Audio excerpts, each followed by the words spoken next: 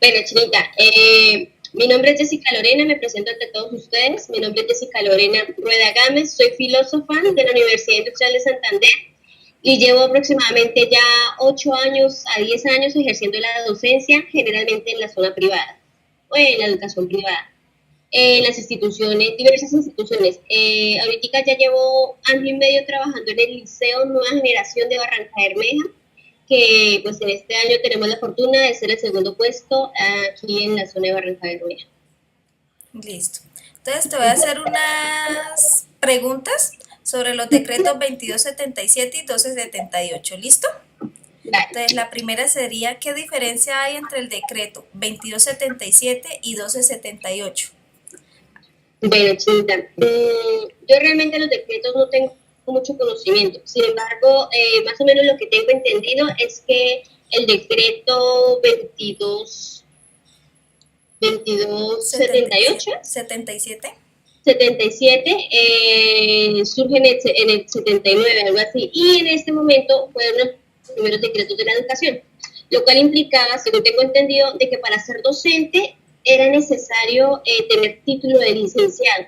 Es decir, que las diferentes áreas, por ejemplo, yo como filósofa pura no podía ejercer como docente a menos de que tuviese una certificación determinada de licenciatura o en un énfasis de pedagogía, a diferencia del siguiente decreto, que es en el que pues, se cobija a partir del 2002, si no estoy mal, 2002 o 2005, no recuerdo muy bien, pero en ese decreto ya permite, de hecho hay un eslogan parecido ahí que dice que cualquiera puede ser docente, siempre y cuando se profundice en mecanismos de pedagogía. Entonces, pues es una de las grandes diferencias que hay. Otra, según tengo entendido de las diferencias, es que eh, espérate, de las diferencias que hay es que que en el anterior decreto no había periodo de prueba como tal. A diferencia que ahorita para ser profesor de ministerio, si no estoy mal, hay un año de periodo de prueba, de los cuales se evalúan las capacidades de competencias, cómo el docente dicta la clase, cómo hace que los muchachos logren entender y qué tipo de estrategias pedagógicas hace que innova. Sí, es decir, ya los profesores de la generación X no entrarían básicamente bajo ese tipo de pedagogía en el último decreto. Listo. Más o Entonces, menos, se lo tengo entendido. tranquilas con sus palabras. Entonces, la segunda pregunta sería, ¿qué tanto le aportan a la resignificación docente el decreto 2277 y el 1278? ¿Qué tanto les resignifica? No, pues ahí sí sería bastante complejo porque el que resignificaría sería el último decreto, ¿no? Entonces 78. Porque ya el 2277 ya ya era estandarizado en ese momento, ¿sí? Entonces, el que entraría a resignificar realmente el proceso de la docencia, el proceso pedagógico, ya es el 1278. ¿Por qué? Porque le da primero la cabida que otras materias, otros profesionales entren a ejercer la docencia. Por ejemplo, el licenciado en matemáticas tiene pues, su parte pedagógica de cómo se enseña la matemática, sin embargo, ahorita un ingeniero puede entrar a ejercer la docencia desde su perspectiva como ingeniero. Entonces, ¿qué sucede? Que en las áreas, por ejemplo, en los grados superiores como 10º y 11, los chicos ya pueden avisorar más o menos lo que se puede ver o lo que se puede enfrentar en el ámbito universitario. Sí, entonces, pues pienso yo que entraría a significar como docentes es en el decreto, en el último decreto. Listo. La tercera sería, ¿cuáles son las ventajas y desventajas de los decretos 2277 y 1278 para el docente? Bueno, la desventaja ahorita pues, que yo veo desde la parte del ministerio que hasta el momento no se ha podido ingresar es presentar un concurso docente en la cual se presentan muchísimas personas, ¿sí? Y que luego le hagan el periodo de prueba y no sé, que lo terminen destruyendo por alguna estrategia pedagógica o algo.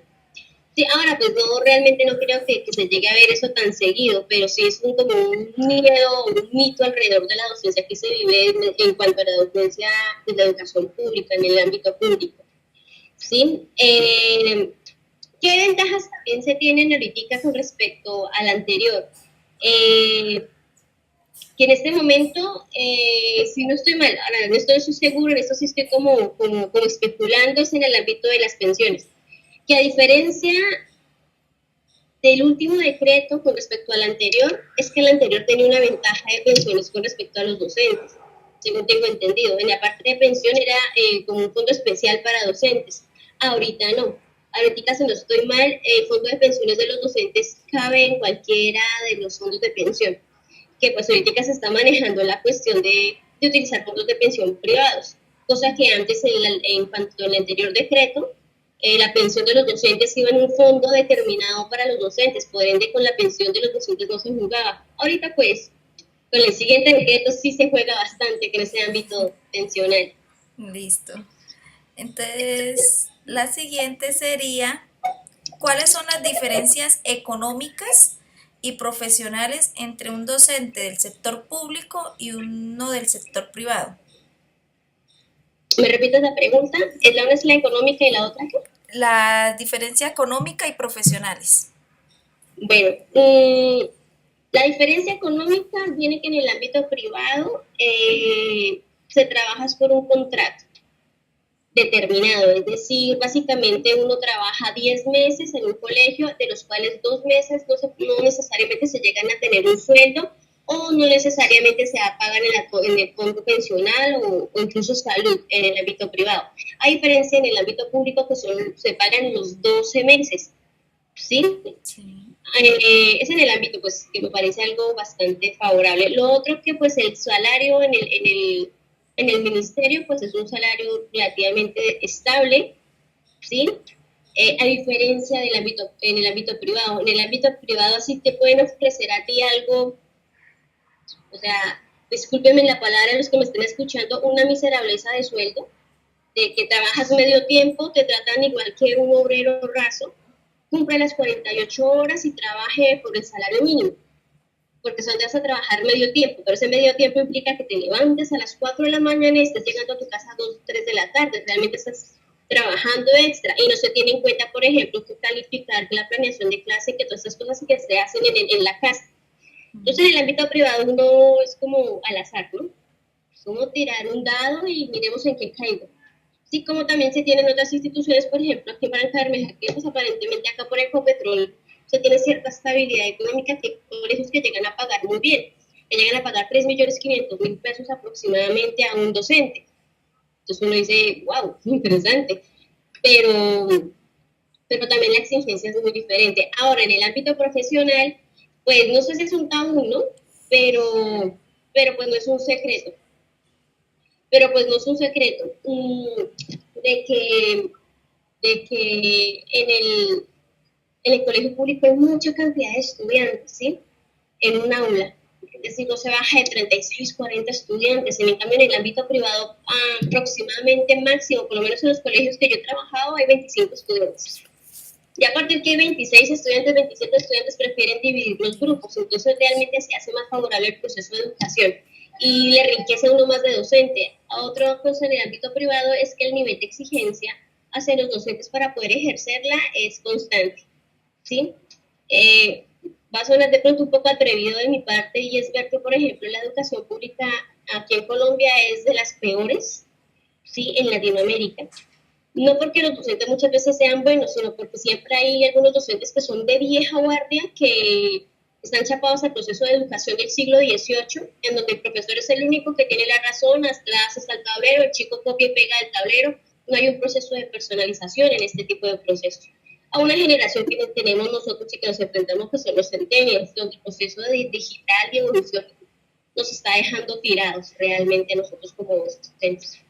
Entonces, realmente, pues, a modo grosso es que en el ámbito de la parte profesional, en el ámbito público, se tiende a estancar mucho el docente. En cambio, en la parte privada tiende a ser mucho más como profesional y más porque le invierten en los colegios privados a maestrías que buscan es el desarrollo de la institución y no simplemente el desarrollo de 4, 5, 6 estudiantes. Listo. La siguiente es, ¿cuál es la relevancia en cuanto a las oportunidades de escalafón docente?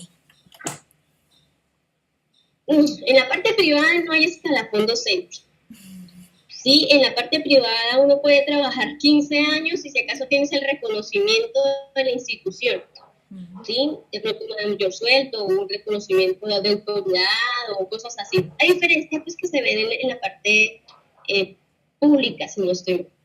Ya después en el escalafón que implica un mayor salario, incluso, si no estoy mal, dependiendo del escalafón, también muchas veces dan becas para hacer maestrías o especializaciones, dependiendo del enfoque.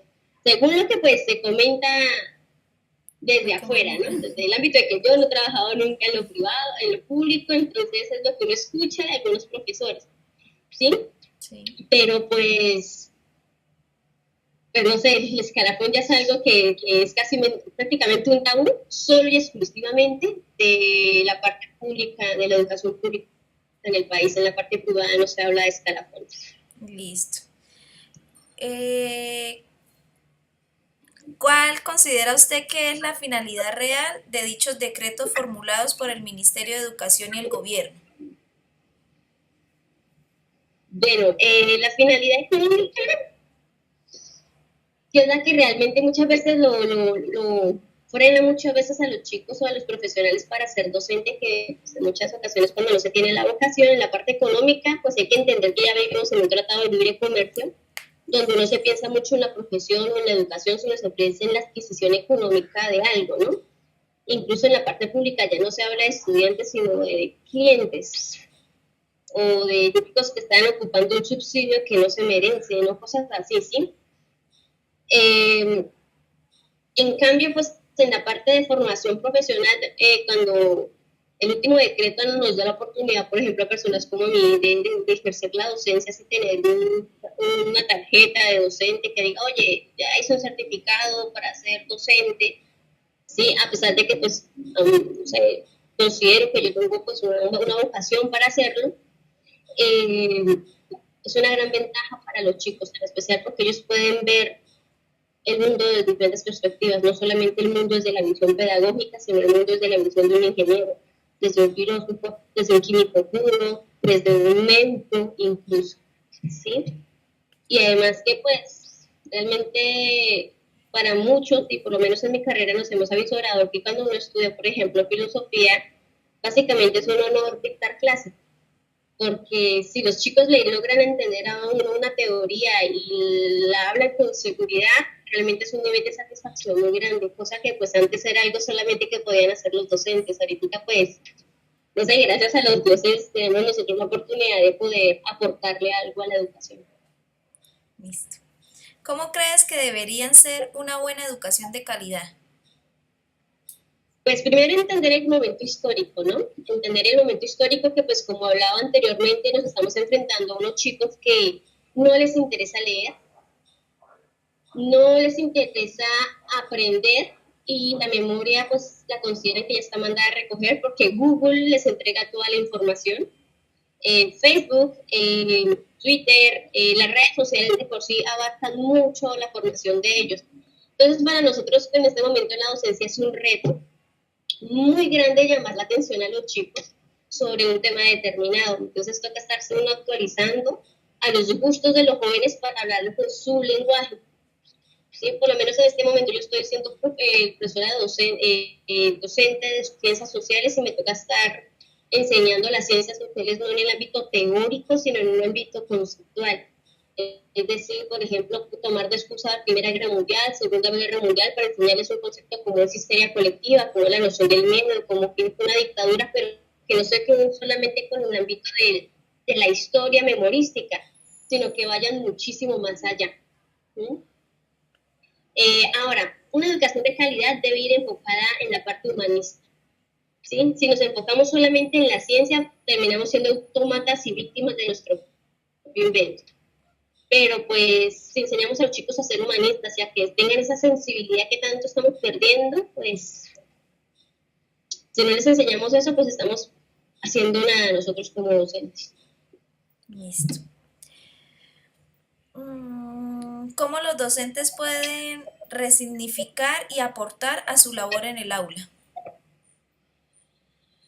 No, pues reitero, innovar, buscar estrategias para que los chicos entiendan y yo creo que para ser docente hay que romper ese tabú de que nosotros no la sabemos todas, ¿sí? Hay que darles a ellos la oportunidad de investigar, es decir, yo creo que ya en este momento no podemos volvernos repetidores de teorías, sino investigadores y hacer que los chicos mismos sean los que busquen la información. Eso es supremamente gratificante. Pues no sé, yo le pregunto a los chicos que están viendo en este momento el video, les pregunto, ¿usted qué más recuerda? ¿Qué es lo que más recuerda cuando estuvo en el colegio? ¿La teoría que aprendió o la exposición en donde usted tuvo pánico y usted tuvo que hacer su proceso de investigación? ¿Sí? Y ojalá el profesor haya sido fuerte y usted dijo, madre, llega a la exposición, le tiemblan las manos, pero lo hizo. Seguramente usted en este momento va a recordar ese momento significativo. Pero si la educación no se llena esos momentos significativos, estamos pues perdidos. Entonces, pues, de otra manera es eso, tener la experiencia y pues uno nunca dejar de pensar que uno fue estudiante también. Y pues el ideal es que uno sea el profesor que siempre uno quiso tener, ¿sí? Y no el que uno siempre detestó y odió. Listo. ¿Qué cambios crees que ha tenido la educación en los últimos años? Bueno, en los últimos años la educación se ha ido enfocando ya en la parte memorística y eso pues lo se evidencia en las pruebas CICPES, ¿no? Las pruebas CICPES se evidencia que ya los chicos, no sé, yo recuerdo que cuando yo estuve en el colegio me obligaban a aprenderme las fechas, las fórmulas, todo para presentar una prueba. Es decir, uno no aprendía a sumar, uno aprendía la fórmula, ¿sí? En álgebra uno no aprendía a hacer de manera natural algo, sino uno se aprendía la fórmula, esto más esto más esto da esto. ¿Sí? En cambio, ahorita la educación no. Ahorita la educación hace que el chico viva la experiencia, que hacer ángulos, ya ahorita no es haga los ángulos con el transportador, no, ya ahorita es haga los ángulos en tal pared, sáquele el ángulo, no sé, a una película, qué ángulo, no sé, me parecía muy interesante, por ejemplo, una serie que me encanta, que es Big Bang Theory, en donde ponen a los personajes, hablan científicamente de los cómics, hablan sobre la física que surge de los, por ejemplo, Superman de verdad se da la vuelta, se da que de verdad se devuelve el tiempo, ¿es posible eso en la física? Entonces, pues eso es un aprendizaje muy significativo. Lo otro es que otra cosa que ha cambiado aparte de los muchachos en la educación es el pensamiento crítico. Antes pensar críticamente era peligroso, ¿sí? Uno le decía al profesor, profe, no estoy de acuerdo, no me parece, mire, hijo, yo no le estoy pidiendo su opinión, eso es lo que hay, punto. Ahorita no, ahorita el chico tiene el derecho a decir, profe, no estoy muy de acuerdo, y se logra tener un diálogo, que es lo bonito ahorita, que el estudiante puede tener un diálogo de tú a tú académicamente con el profesor, sin tener miedo a ser juzgado, señalado, criticado, ¿sí? Y ese tipo de diálogos, y cuando tienen buenos argumentos, los chicos terminan apreciando ese momento. ¿Sí? Entonces, pues ahorita la educación se ha vuelto un poco más en la lectura crítica, en despertar el pensamiento crítico de los muchachos, ¿sí? Porque pues nos hemos dado cuenta que salen chicos muy astutos, muy inteligentes, pero que no tienen cero crítica y por ende no le aportan realmente a la sociedad, ¿sí? Y pues eso se despierta bajo procesos de investigación. Listo. ¿Considera usted que los dos decretos que actualmente se encuentran vigentes son vitales y le aportan a su quehacer docente y a su formación continua? Sí, la verdad sí considero, más el último que el anterior, porque el otro me promueve, por ejemplo, como yo decía, yo como filósofa ya de una vez me da la posibilidad a mí de ejercer una maestría, no necesariamente en el ámbito pedagógico específicamente, sino en un área administrativa pedagógica, ¿sí? Y me lo permite, me lo avale, es decir, no tengo que hacer yo una carrera de acreditación específica sobre que evalúe mis capacidades como docente, sino que el mismo proceso de investigación es el que abre puertas. Es decir, pongámoslo en ese sentido, muchas de las teorías y de reformas de educación que se están aplicando han sido por personas que básicamente nunca han pisado un tablero, ¿sí? Nunca han tocado un tablero, nunca han estado allí, y son personas que uno dice, wow, mira, la teoría, no sé, de que de Marzano, la teoría de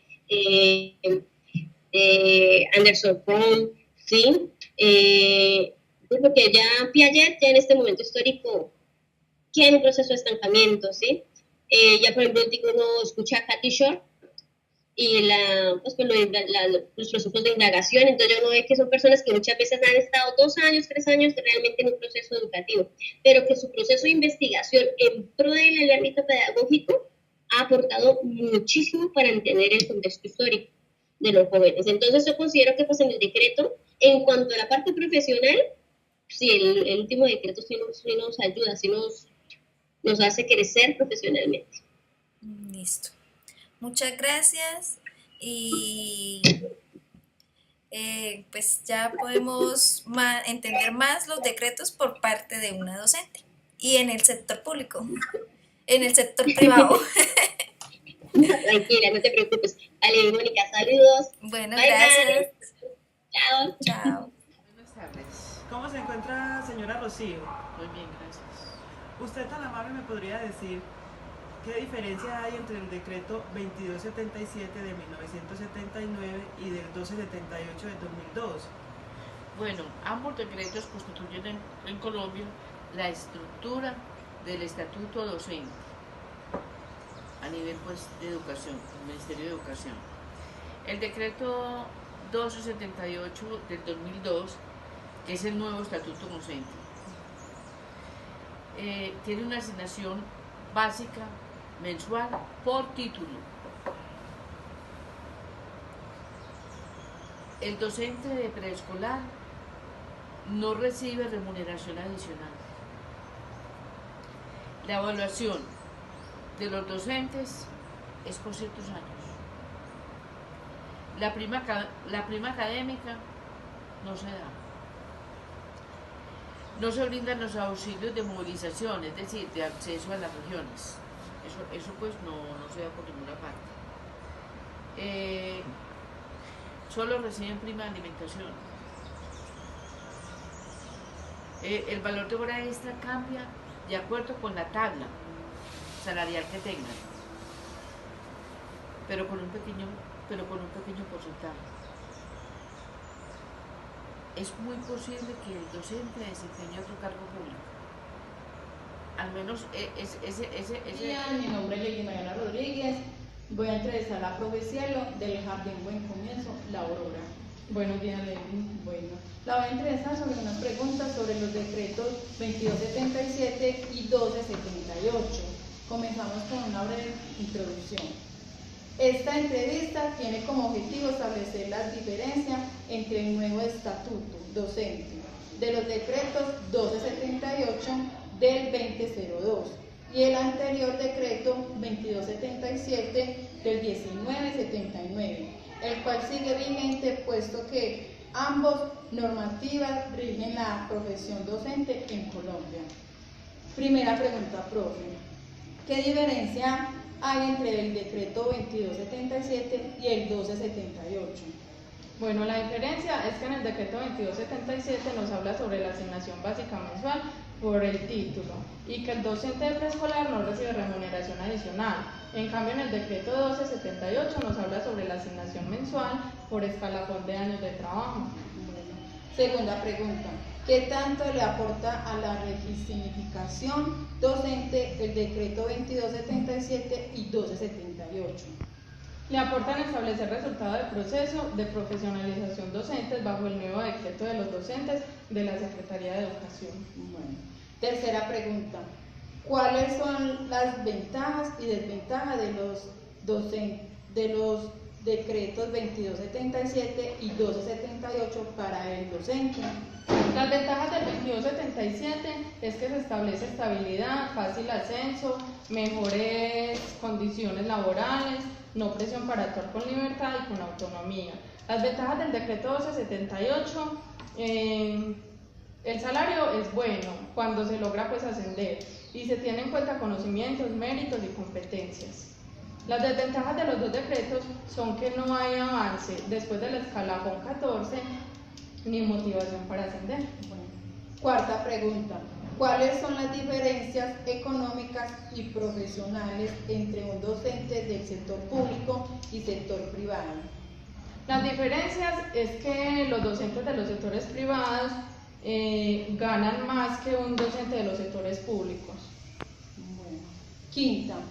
¿Cuál es la revelación en cuanto a las oportunidades de escalafón docente? Las oportunidades de escalafón docente establecen requisitos y pasos a seguir para la inscripción. y el ascenso del escalafón docente. En el decreto 2277, este reconoce de la especialización, de las especializaciones realizadas por los docentes. Sexta pregunta. ¿Cuál considera usted que es la finalidad real de dicho decreto formulados por el Ministerio de Educación y el Gobierno? La finalidad es el proceso de evaluación de competencias para el ascenso y la reubicación salarial de los docentes y directivos docentes regidos por el decreto de la Ley 1278 del 2002. Séptima pregunta. ¿Cómo crees que debería ser una buena educación de calidad? Una buena educación debería ser la armonización integradora de los diferentes elementos que componen, o sea, que tenga unos objetivos, que sea excelente, que sea satisfactoria. Las instituciones y los jardines de calidad es aquella que promueve el progreso de los estudiantes. Octava. ¿Cómo los docentes pueden resignificar y aportar a su labor en el aula? Pueden aportar con sus prácticas pedagógicas. Estas construyen conocimientos colectivos y que en el aula pues establezca un macroproyecto. Novena. ¿Qué cambios crees que ha tenido la educación en los últimos años? Los cambios es que en el jardín de buen comienzo los cursos no se superan por año o por grados y los educadores funcionan como guías en el aprendizaje. Además, son los alumnos quienes deciden qué aprender y cómo aprenderlo. 10. ¿Considera usted que los dos decretos que actualmente se encuentran vigentes son vitales y le aportaría a su quehacer docente y su formación continua? El decreto 1278 del 2002, que al funcionar de manera simultánea con el decreto 2277 de 1979, constituyen la estructura normativa que rige la profesión docente en Colombia. Muchas gracias, profe.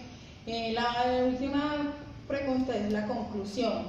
El propósito de este video fue mostrar la diferencia y similitudes de dos estatutos que rigen la profesión docente en Colombia, sobre cómo afecta la labor docente y sus funciones, en especial para los dos decretos 1278 de 2002. Muchas gracias, Nelly.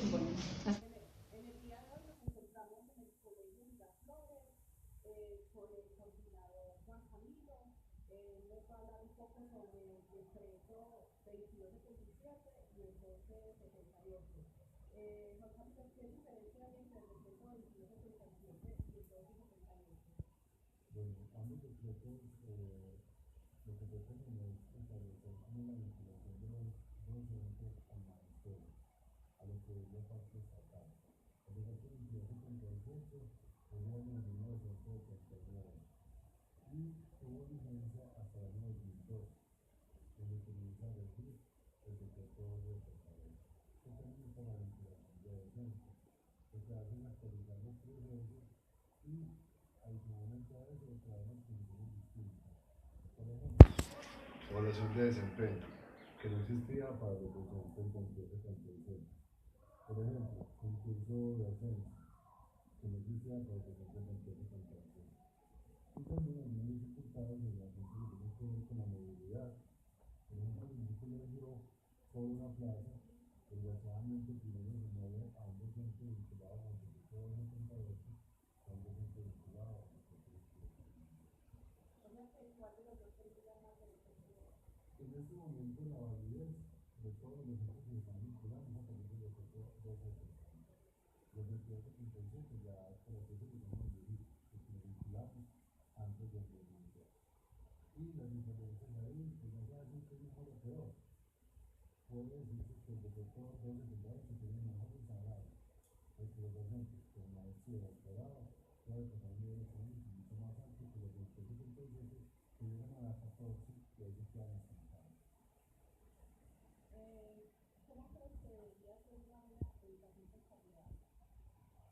No, pues con calidad para mí se basa en el esfuerzo. se basa en el amor, se basa en el compromiso. El respeto hacia los estudiantes, hacia los compañeros de trabajo, hacia la labor, el compromiso cuando planeamos, cuando revisamos efectivamente los procesos de los muchachos, cuando los acompañamos en las dificultades posibles, y el amor, porque nosotros tenemos que saber que la aprendizaje está mediado por la fe. Si no hay un afecto entre los estudiantes y el docente, si no hay una sintonía, el estudiante va a aprender, pero eso no va a enseñar. ¿Qué tanto aporta a la resignificación del docente que es la televisión de Pues el decreto del 277 para la simplificación, pues yo no quiero reportar mucho, porque es un decreto, como te digo, del 79, un decreto que ya tiene pues 40 años, que quedó ya en el olvido, y un decreto que permitía vender en nuestra zona hasta la 14. Pero de ahí, realmente los otros que llegan a la 14 tienen una cosa que se llama una unificación. Pero, como tal, si usted se sabe, los valores de los docentes son 78. Los docentes entonces, el presidente nuevo tiene una posibilidad mucho más amplia. Y tiene muchos menos que dicen que tiene dificultades, lo que tiene muchas dificultades, porque no va a hacer de eso. Pero yo estoy convencido de que si yo no cumple con su función, hace las cosas para dar compasión, no va a tener la colaboración de no la va a tener. No va a ser capaz de dar un punto, no va a haber un no va a tener una historia. Tiene que ser muchas dificultades para que no le pasen cosas. No está intentando. Porque la evaluación te permite mejorar tus procesos, revisar, actualizar y también puedes ir ascendiendo. Porque hay unas categorías y esas categorías las puedes irte moviendo si no tengas maestría o doctorado, que es lo más favorable. Muchas gracias. Mucho gusto. Muy bien.